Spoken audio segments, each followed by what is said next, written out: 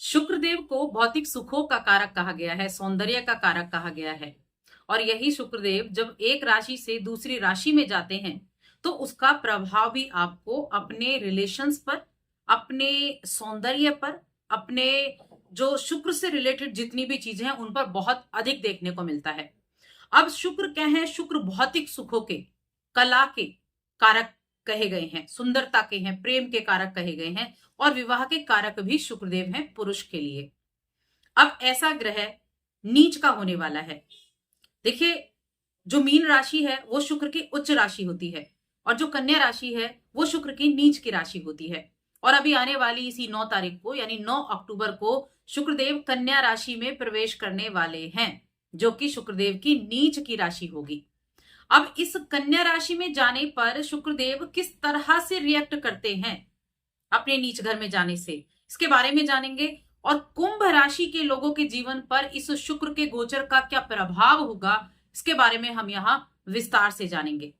जय माता दी दोस्तों, आप सभी का स्वागत है हमारे यूट्यूब चैनल अमृता एस्ट्रो में। यहां मैं बात कर रही हूं शुक्र के राशि परिवर्तन के प्रभाव के बारे में। देखिए, जो कन्या राशि है वो बुध की राशि कही गई है और शुक्र जो है वो सौंदर्य के कारक हैं, कला प्रेमी हैं जो शुक्रदेव हैं। तो ये कई बार यहाँ जो ये कन्या राशि में आते हैं तो व्यक्ति क्या करता है? बुद्धि का प्रयोग करता है। ये आपको सिखाता है कि संतुलन क्या है, समझदारी से किस तरह से रिश्तों को आप निभा सकते हैं। यहाँ भावनाओं की जगह तर्क ज्यादा हो जाता है, क्योंकि कन्या राशि तो तर्क वितर्क की राशि है ना, बुद्धि की राशि है। तो यहाँ तर्क संगत चीजें ज्यादा हो जाती हैं, बुद्धि का बहुत ज्यादा से इस्तेमाल करना है। और जब प्रेम और शादीशुदा जीवन में या रिलेशंस में जब बुद्धि का प्रयोग ज्यादा किया जाने लगे तो कहीं ना कहीं वहां थोड़ा सा इफेक्ट तो आपको देखने को मिलता ही है। अब कुंभ राशि के जातकों के लिए ये गोचर कैसा रहेगा? देखिए, शुक्रदेव जो है ना वो कुंभ राशि के जातकों के लिए योग कारक ग्रह कहे गए हैं, क्योंकि ये आपके चौथे भाव के स्वामी हैं। ये आपके जो नवम भाव, भाग्य भाव है, उसके स्वामी हैं, यानी केंद्र और त्रिकोण के स्वामी हैं, योग कारक ग्रह कहे गए हैं। और अब कहां जा रहे हैं? अष्टम भाव में। एक तो अष्टम भाव ऊपर से नीच के हो जाएंगे। तो यहां जो रिजल्ट है वो किस तरह से आपको प्रभावित करेगा। आगे बढ़ने से पहले छोटा सा निवेदन, चैनल पर पहली बार आए हैं, अभी तक चैनल को सब्सक्राइब नहीं किया है तो जरूर कर लें। अब यहाँ क्या क्या चीजें होंगी? अष्टम भाव है रहस्य का भाव, गुप्त भाव। ये गुप्त विषयों के बारे में भी जानकारी देता है। ये आपके जीवन साथी की संपत्ति को भी दिखाता है। ये बीमा का, जो इंश्योरेंस हम बोलते हैं ना, शोध का, रिसर्च का भाव भी ये कहा गया है। और जो गहराई से चीजों को जानने का है वो भी अष्टम भाव है। तो यहां नीच के हो जाएंगे तो क्या होगा? सबसे पहली चीज है कि करियर की बात करते हैं। करियर के क्षेत्र में अगर आप किसी गुप्त प्रोजेक्ट से जुड़े हुए हैं, ठीक है ना, या कोई रिसर्च से जुड़ा हुआ काम कर रहे हैं, रिसर्च बेस पे काम आप कर रहे हैं, तो उसमें थोड़ी सी बाधाएं जरूर देखने को मिल सकती हैं। वहां थोड़े से आपको उसमें देरी देखने को मिल सकती है। हो सकता है कि टाइम पर आप वो रिसर्च कंप्लीट ना कर पाए, लेकिन ऐसे में आपको देखिए किसी भी तरह से परेशान बिल्कुल नहीं होना है, क्योंकि अगर देरी हो रही है लेकिन उसको आप एफर्ट करेंगे, देरी हो रही है लेकिन उसको पूरा करने की भी आप कोशिश करेंगे, थोड़ा देर से सही लेकिन काम कर पाएंगे। ससुराल पक्ष का भाव भी अष्टम भाव है, तो ससुराल पक्ष से भी कोई महत्वपूर्ण आप यहाँ जो तनातनी महत्वपूर्ण सावधानी आपको बरतनी है, क्योंकि कुछ तनावपूर्ण स्थितियां यहां भी हो सकती हैं। अब शुक्रदेव रिलेशंस को दिखाते हैं, शुक्रदेव प्रेम को दिखाते हैं, कला को दिखाते हैं, अष्टम में जाके नीच के हो गए हैं। तो थोड़ा सा यहां आपको संयम से तो पेश आना होगा, आपको बुद्धि का थोड़ा अच्छे से इस्तेमाल करना होगा। इसके अलावा कुछ ऐसे खर्चे भी आपके सामने आ सकते हैं जो अनचाहे खर्चे हों, यानी जो आपने सोचे ना हो, अचानक से ऐसे खर्चे आपके सामने निकल कर आ गए। कुछ इंश्योरेंस से जुड़ा हुआ हो सकता है, कोई टैक्स हो सकता है, या फिर कोई आपके पार्टनर की संपत्ति से जुड़ा हुआ हो सकता है, तो ऐसे खर्चे भी आ सकते हैं। देखिए, यहाँ जो जिन लोगों के जॉइंट इन्वेस्टमेंट है उनके लिए अच्छे रिजल्ट मिलने की संभावनाएं भी बनी हुई हैं।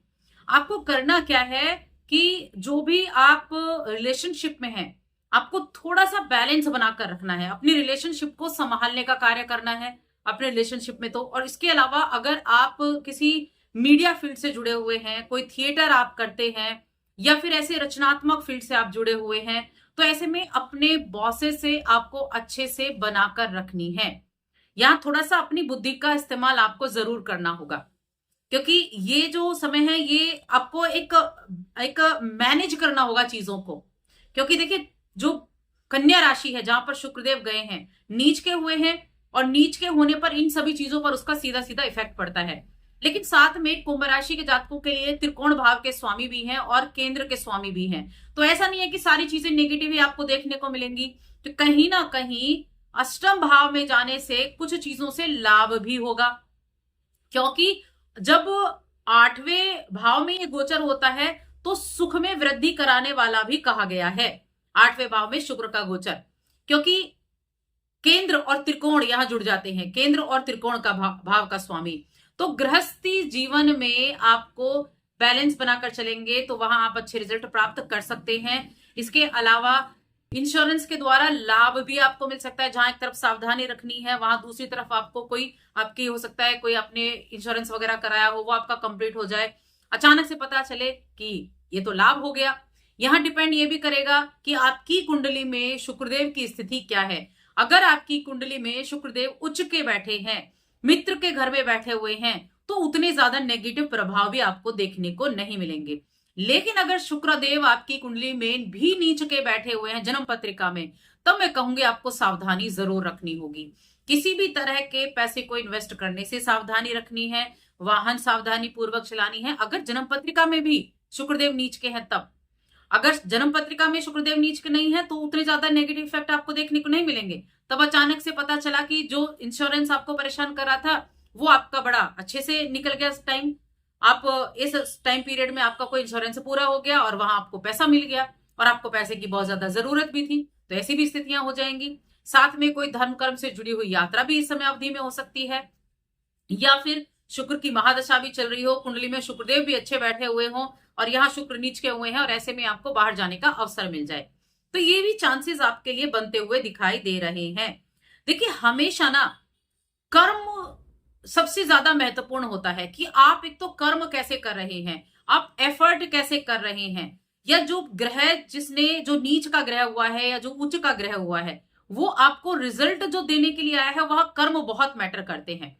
अब आप कर्म कर नहीं रहे हो और ग्रह उच्च का हो गया तो वो उतना अच्छे रिजल्ट नहीं दे पाएगा। जहां एक तरफ नेगेटिव ग्रह हुआ यानी कि वो नीच का हो गया और आप पहले से ही अपने काम पर पूरा फोकस बनाकर रख रहे हैं, तो उतना नेगेटिव प्रभाव आपको देखने को नहीं मिलेगा। हाँ, थोड़ी सावधानी जरूर बन जाती है। उपाय मैं आपको बताऊंगी, उपाय आपको क्या करने हैं, क्योंकि यत्न प्रयत्न करके ही हम परिणामों को प्राप्त कर सकते हैं। एक संतुलन बनाकर ही हम परिणामों को प्राप्त कर सकते हैं। तो जिनकी कुंडली में शुक्र नीच के हैं उनको विशेष रूप से सावधानी रखनी है अष्टम भाव से जुड़ी हुई चीजों के लिए, रिलेशनशिप में भी, वाहन चलाते समय भी, और साथ में अपने जॉब में भी आपको सावधानी रखनी है, परिवार कुटुंब के लोगों के साथ भी। लेकिन जिनकी कुंडली में शुक्रदेव अच्छी स्थिति में है उनके लिए मिले जुले प्रभाव रहेंगे, तो उनको डरने की बिल्कुल भी आवश्यकता नहीं है। अब इस समय अवधि में आपको उपाय क्या करने चाहिए, तो देखिए, एक तो भगवान शिव का अभिषेक करें, उनके ऊपर सफेद पुष्प आप अर्पित करें, और शुक्र शांति मंत्र ये आप जप कर सकते हैं, बहुत अच्छे रिजल्ट मिलेंगे। मंदिर जाएं, मंदिर जाकर मां दुर्गा की आराधना करें, उनका प्रणाम करें। देखिए, रेगुलर बेसिस पर भी आप मंदिर जाते हैं ना, मंदिर गए, मां दुर्गा को आपने प्रणाम किया, आशीर्वाद ले लिया, ये भी आप रेगुलर कर सकते हैं। या आप लक्ष्मी मंत्र का जप करें, जप करने से तो बहुत सी चीजें ठीक हो जाती हैं। यहां देखिए, उपाय जो होते हैं ना, मंत्रों का जाप करना सबसे अच्छा उपाय कहा गया है। महालक्ष्मी का मंत्र या शुक्रदेव का बीज मंत्र, इन दोनों में से एक मंत्र रेगुलर बेसिस पर आपको करना है। जब आप रेगुलर इस मंत्र को करेंगे तो उसमें आपको बहुत से नेगेटिव प्रभाव आपको कम होते हुए दिखाई देंगे। और नीच के हो रहे हैं शुक्रदेव, तो सफेद चीजों का दान भी शुक्रवार के दिन आप कर सकते हैं, इससे उनकी नीचता में कमी आ जाएगी। तो ये कार्य आप कर सकते हैं। तो बस आज की इस वीडियो में इतना ही। वीडियो कैसी लगी हमें कमेंट करके जरूर बताएं। जय माता दी।